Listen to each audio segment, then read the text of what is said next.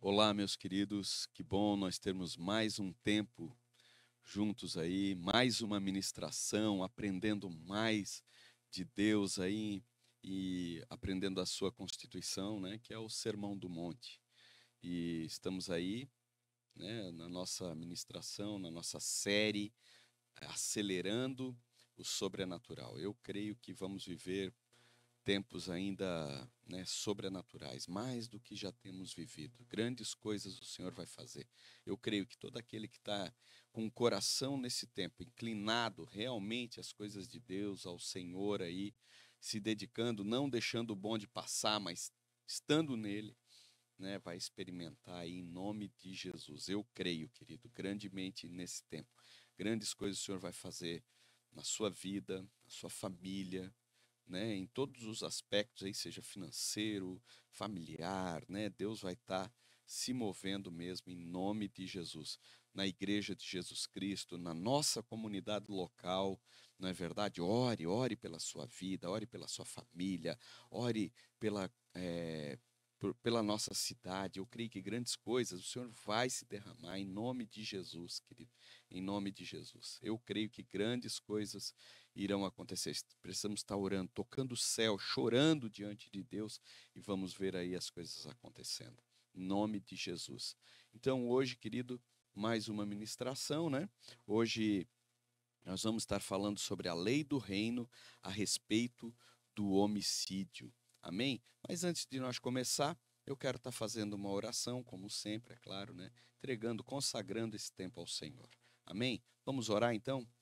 Pai, em nome de Jesus, Pai, nós queremos dizer que louvado, exaltado, engrandecido seja sempre o nome do Senhor. Eu creio, Senhor, piamente que foi o Senhor quem preparou esses 21 dias para nós aqui, para a nossa família, a comunidade Shalom, Senhor.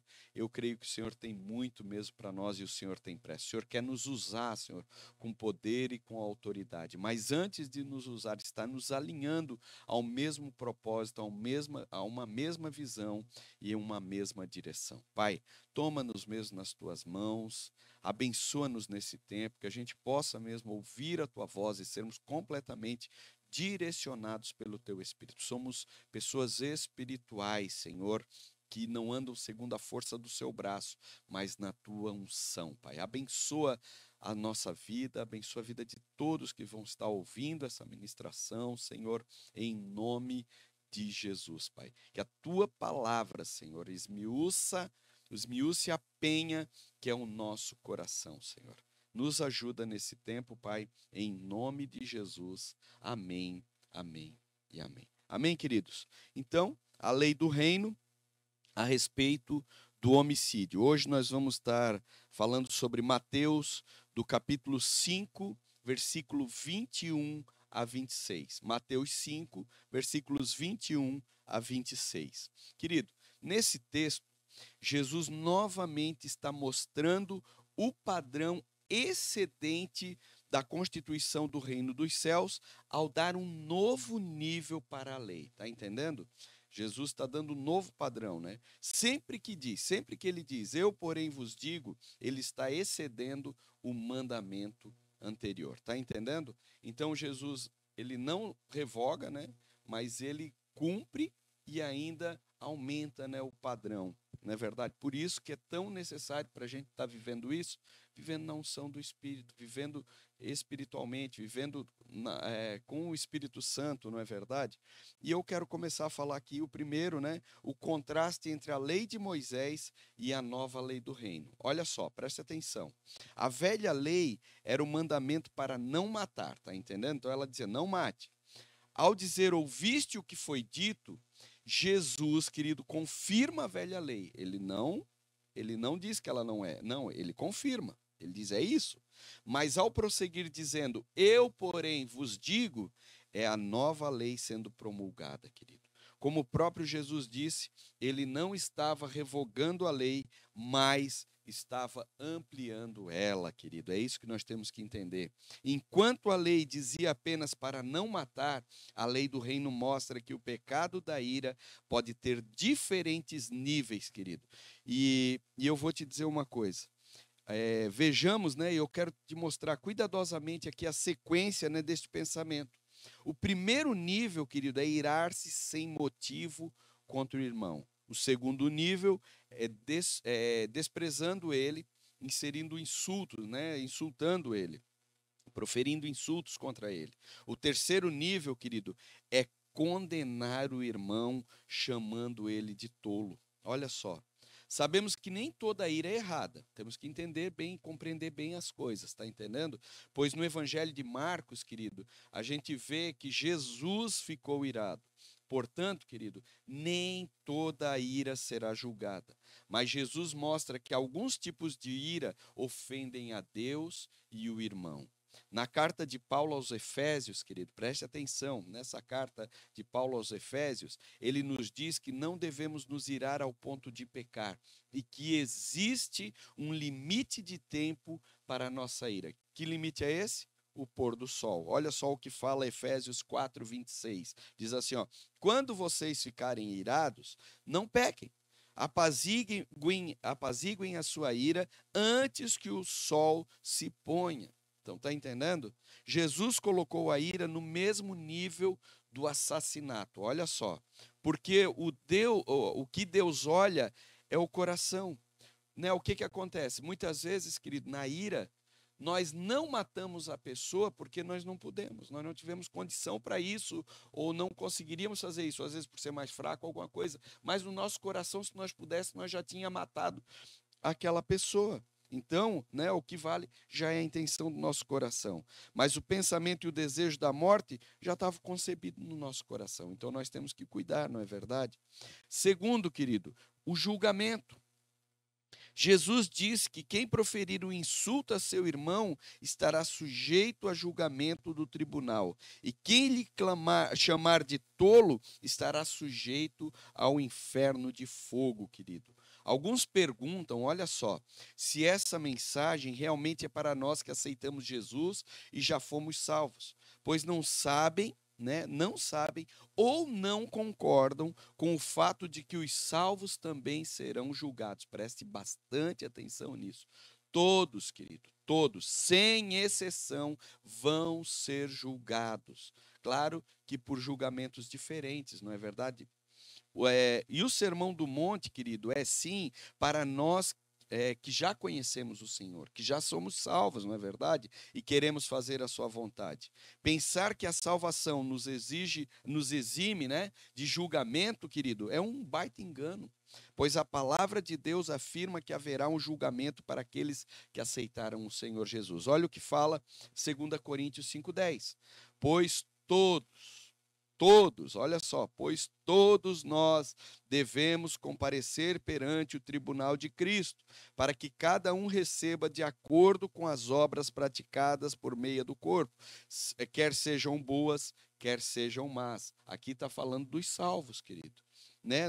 Nesse texto de 2 Coríntios, está claro que todos seremos julgados. Contudo, querido, aí vem a diferença. Olha só, nós, os salvos, não para perdição, nem para a condenação, mas para recebermos a recompensa ou disciplina, segundo o bem ou o mal que tivermos feito. Está entendendo? Então, seremos ou elogiados ou disciplinados, né? Seremos presenteados, né? Receberemos o galardão de Deus ou seremos corrigidos por Deus, não é verdade? A ira, querido, olha só, é progressiva, como Jesus mostra no sermão, e temos que cortá-la desde o começo, não deixa ela crescer no teu coração. Alguém que sem motivo se irar contra o seu irmão estará sujeito a julgamento. Assim como o que proferir um insulto e qualquer que chamar tolo está sujeito ao inferno de fogo. Como já vimos, o Senhor diz que não, para não matar, mas nem toda ira é pecado. O próprio Deus se ira, e no capítulo 21 de Mateus, temos o relato de uma ocasião em que Jesus ficou irado. Quando chegou ao templo, viu a mesa, né, ele viu e virou a mesa dos cambistas, disse que não, para que não fizessem da casa do seu pai, não é verdade? Um comércio. né? Olha só, um covil de ladrão, né? É isso, ele falou, ele se irou com aquilo. Está lá em Mateus 21:13. Sabemos que Jesus se irou e também que ele não pecou. Na verdade, Jesus não pecou, em nada ele pecou. Portanto, há uma ira que é pecado e outra que não é. Em sua carta aos Efésios, lemos o seguinte conselho do apóstolo Paulo. De novo, Efésios 4:26 diz: quando vocês ficarem irados, não pequem. Não é verdade? Fica quieto. Não é verdade? Fica quieto. Apaziguem a sua ira antes que o sol se ponha. O Filho de Deus, aquele que nasceu de novo, o que ele tem? O fruto do Espírito. Não é verdade? Sobre a sua vida. Tem domínio próprio. Temos que clamar a Deus por esse domínio próprio sobre a nossa vida. Ele diz que há situações em que é legítimo ficarmos nervosos ou irados, mas essa ira não pode ir muito longe. Mesmo assim, querido, né? Ela não pode ir muito longe. Quando resolvemos chamar alguém de tolo, proferindo insultos, ela se torna pecado. Olha só, jamais devemos proferir insultos, palavras negativas de morte ou de maldição contra alguém. Particularmente, querido, eu vou te dizer uma coisa, eu sou até contra colocar apelido, porque muitos apelidos que nós colocamos, sabe o que é? Lá no final, lá no fundo do nosso coração, nós estamos com inveja ou queremos rebaixar aquela pessoa, aquele irmão, de algum jeito. Claro, né, gente? Que a gente sabe que existem apelidos carinhosos, né? Que nem eu chamo a minha esposa de Adri, ai, a Adri. Ela me chama o Ali, né? São apelidos carinhosos, não é verdade? Mas muitos, querido, muitos apelidos vêm fruto de inveja e dessas coisas assim. Como nós temos que cuidar, né? Outra situação em que a ira se torna pecado é quando o sol se põe sobre ela. A ira que demora a sair vira alimento para demônios. Presta atenção nisso. Preste atenção. Temos até o pôr do sol para resolver nossa ira. Depois disso, ela se tornará algo demoníaco, querido. É como comida com validade vencida, que já está estragada. Se transforma em morte, querido. O rei Saul é um exemplo de ira guardada e amanhecida. Está lá em 1 Samuel, querido, 18, do 6 ao 10. Você vai ler lá. A Bíblia conta ali que Davi, querido, saiu para guerrear e venceu. Então as mulheres começaram a cantar que Saul havia vencido seus milhares, mas Davi seus 10 milhares, muito mais, não é verdade? Saul não gostou daquilo. Ficou com despeito e inveja. O resultado foi uma ira contida. E o que ele recebeu?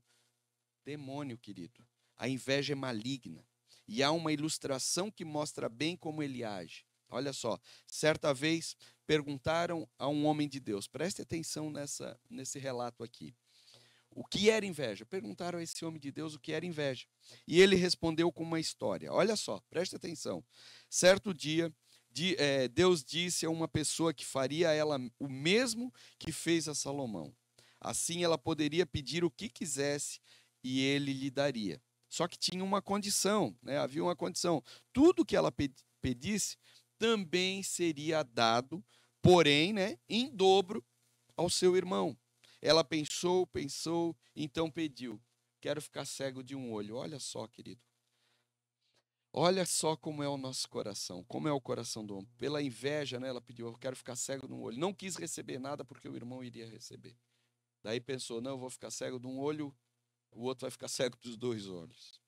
A Bíblia mostra que a ira de Saul durou até o dia seguinte, querido. E o resultado dessa demora foi que um demônio entrou nele. Como isso é sério. Como a gente precisa cuidar dessas coisas. Às vezes são coisinhas que a gente vai deixando, não dá bola, até por falta de conhecimento às vezes, né? Mas agora somos indesculpáveis porque estamos sabendo, não é verdade? A ira é alimento de demônios, querido. Se ela durar mais de um dia, né, já não é algo natural, torna-se uma questão espiritual. Como nós temos que cuidar disso? Olha só, as coisas espirituais são sempre assim, querido. Tomemos como exemplo a bebida alcoólica. Claro, né, gente? Sabe? Tem pessoas que bebem, não tem problema, mas a gente não sabe aquele que tem uma perseguição, que tem alguma coisa nessa área da bebida e tal. Então, presta atenção, olha só. A primeira vez que ela bebeu, aquela pessoa que já tem uma tendência, não é verdade? Ela vai lá e bebe por curiosidade, vontade, ou porque alguém oferece. A segunda, porque a pessoa gostou, né? Gostou da primeira e ficou aquele desejo, eu acho que eu posso, tal. Mas na terceira vez a pessoa bebe porque um demônio entrou em sua vida. E aí assim outras coisas, né? Na pornografia, não, eu só dei uma olhadinha, não dá nada. Aí daqui a pouco a carne já experimentou, quer de novo, querido. Aí daqui a pouco já entrou um demônio, já deu lugar e já está viciado naquilo ali. Como nós precisamos estar cuidando, né, gente? Como nós precisamos estar cuidando. Não dê lugar ao diabo, a palavra de Deus diz, né? Precisamos entender que é apenas um processo. No começo, querido, fazemos por um motivo qualquer. Depois passamos a fazer porque temos um desejo. Mas por fim, querido, não conseguimos parar mais porque nos tornamos escravos de um demônio. Portanto, se a ira tem tomado conta de sua vida, ela se torna nossa característica, uma marca registrada, querido. Como nós temos que cuidar? Existem pessoas irancudas que vivem mal-humoradas. Isso é algo espiritual.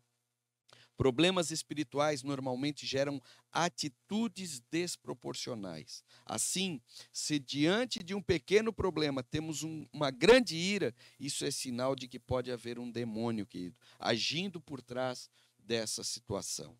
O reino, portanto, não é uma questão de não matar, mas de controlar o nosso ímpeto, a nossa ira, querido.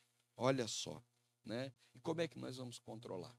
Na força do nosso braço ou andando na unção do Espírito, querido?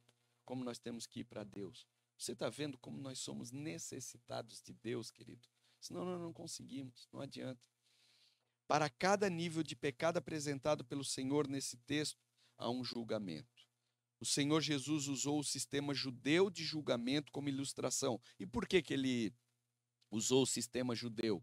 Porque todos que estavam ouvindo ele ali eram judeus, não é verdade? A grande maioria, não é verdade? Assim, no primeiro nível, há o julgamento da porta da cidade, pois era costume dos judeus, né, ter um juiz à porta das cidades para julgar as causas. Por isso o Senhor disse que todo aquele que sem motivo se irar contra o seu irmão estará sujeito a julgamento. No segundo nível, o Senhor diz que quem proferir o insulto contra o irmão estará sujeito a julgamento do tribunal, né, que se refere ao quê? Ao Sinédrio, né, a Suprema Corte dos Judeus. Por fim, querido, o terceiro nível é o julgamento de Deus apresentado pelo lago de fogo, querido. Olha só, os crentes do Novo Testamento, contudo, serão julgados pelo tribunal de Cristo, onde todo pecado não confessado e abandonado será julgado. Porém, todo pecado confessado e abandonado é lavado pelo sangue de Jesus. Glórias a Jesus, querido.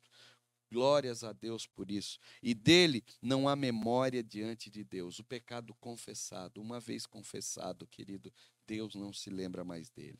Muitos textos no Novo Testamento ensinam claramente que os crentes também serão julgados. Olha só os textos, anota aí se você, né, para você ler depois. 2 Coríntios 5:10, Romanos 14:10 e versículo 12, 1 Coríntios 4 e 5, 1 Coríntios 3, 13 a 15, Mateus 16, 27, Apocalipse 22, 12, Hebreus 10, 30 e 31 e 1 João 1, de 7 a 9.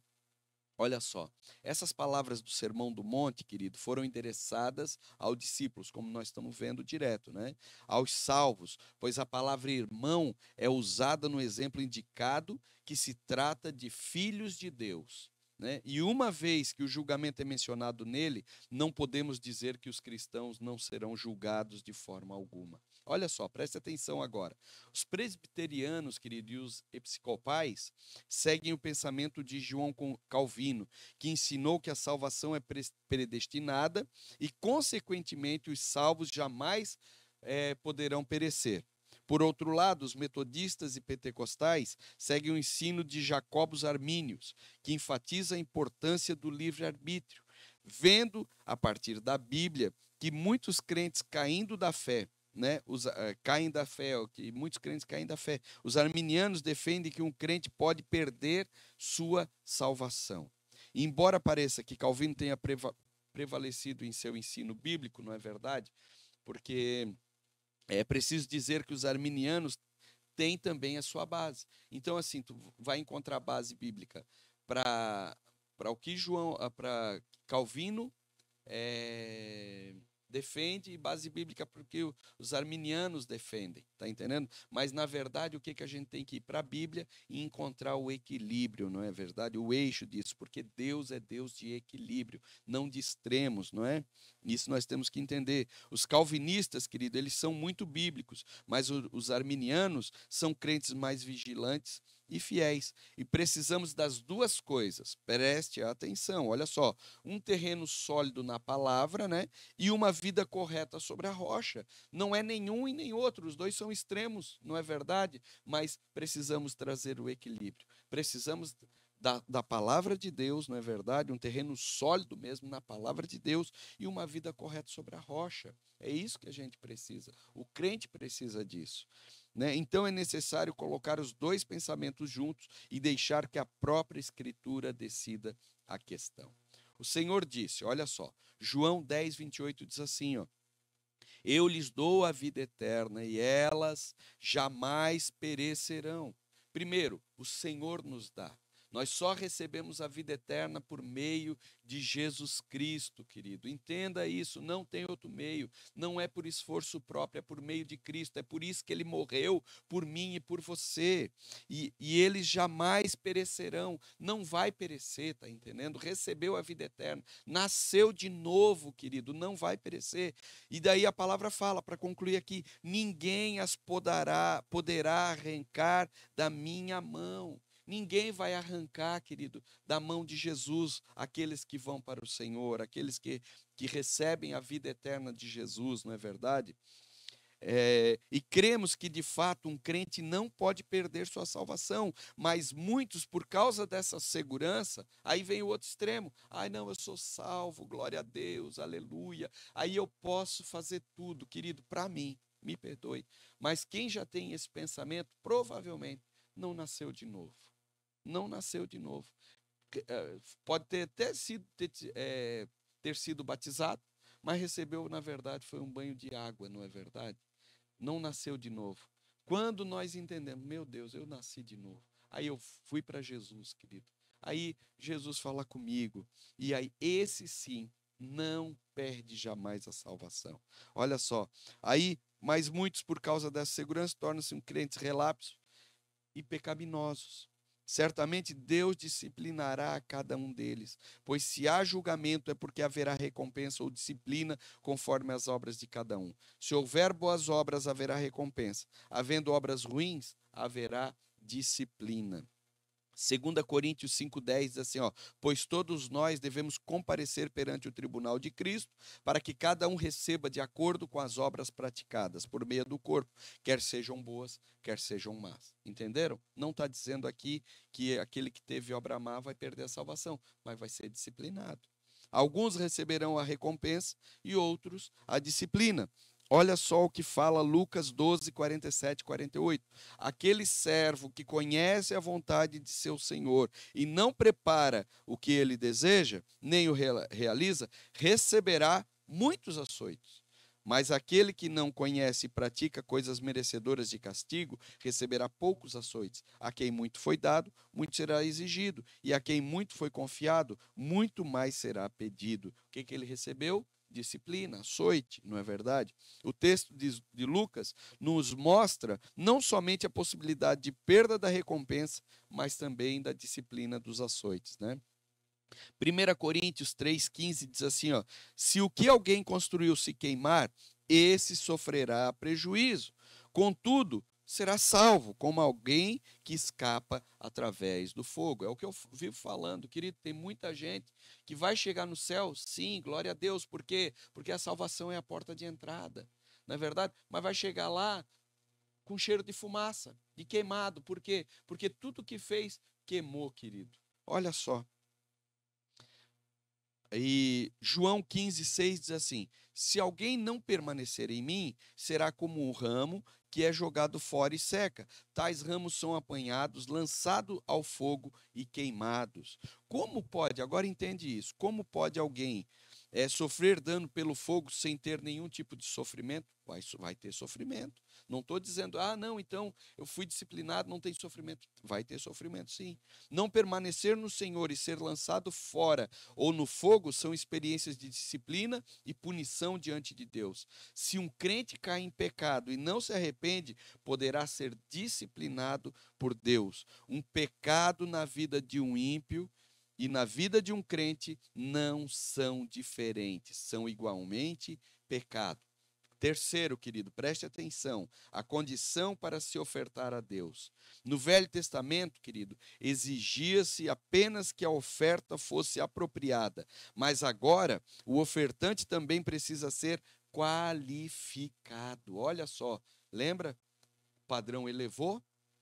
Antes a oferta precisava ser digna, agora também o ofertante, né? A primeira condição para isso é que antes de ofertarmos, precisamos nos reconciliar com o nosso irmão. Querido, nos versículos 23 e 24, o Senhor diz, olha só, Mateus 5, 23 e 24 fala assim, ó: portanto, se você estiver apresentando sua oferta diante do altar e ali se lembrar de que seu irmão tem algo contra você, deixe sua oferta ali diante do altar e vá primeiro reconciliar-se com seu irmão. Depois volte e apresente sua oferta. Olha só, presta atenção nisso.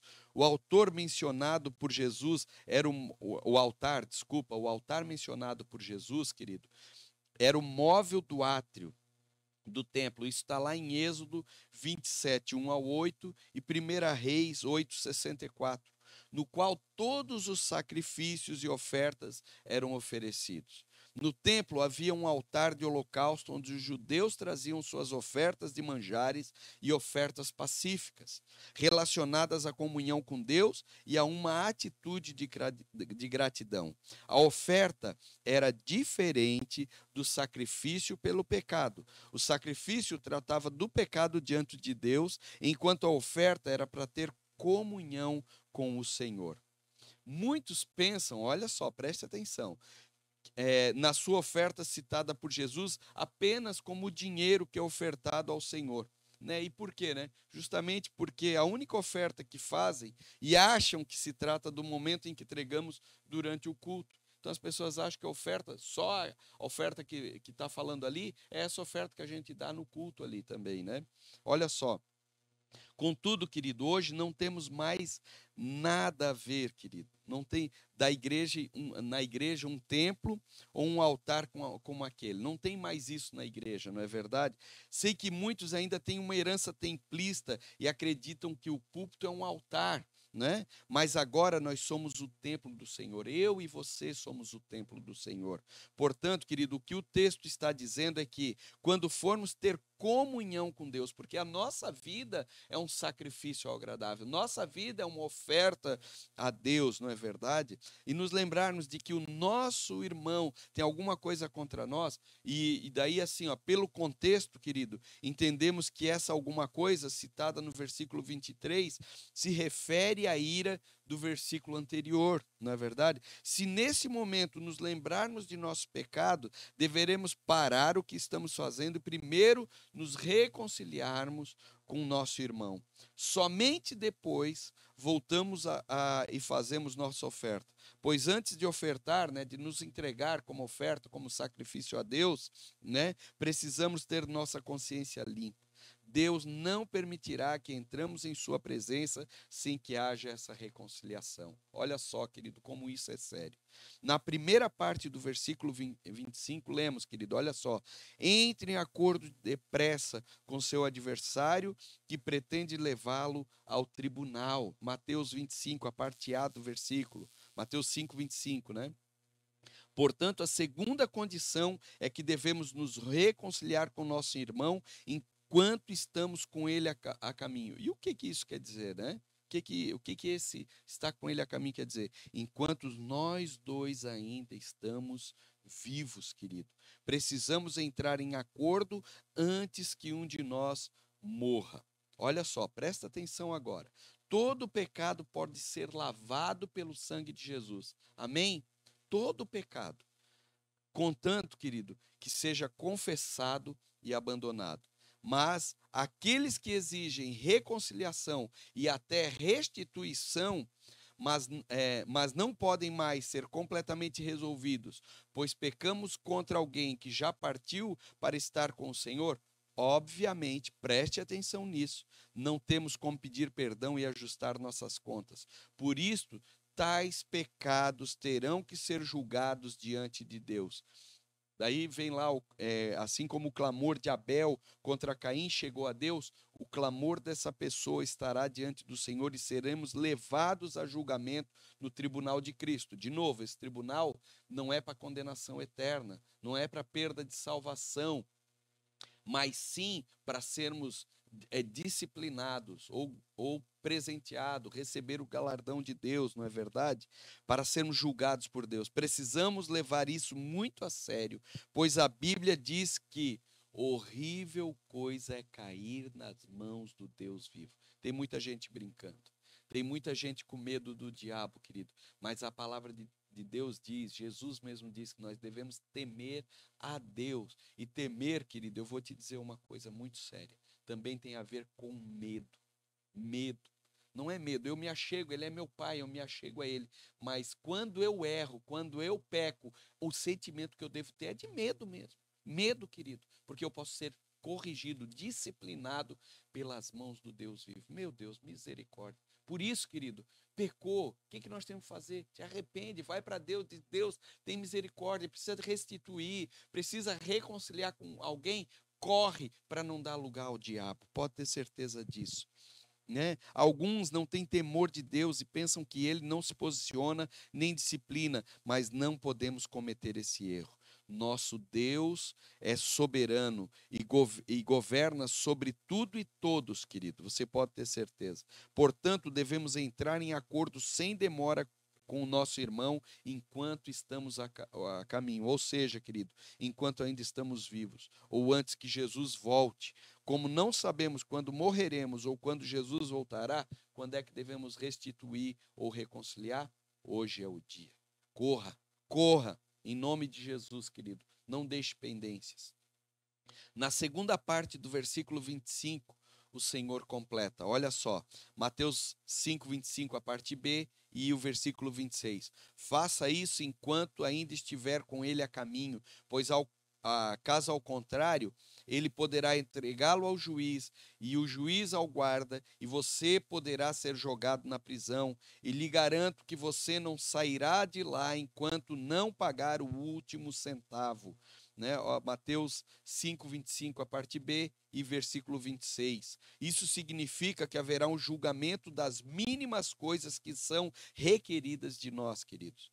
Por isso, tenhamos uma vida correta diante de Deus, para que naquele dia possamos receber elogios, querido, e não disciplina. Preste atenção, querido.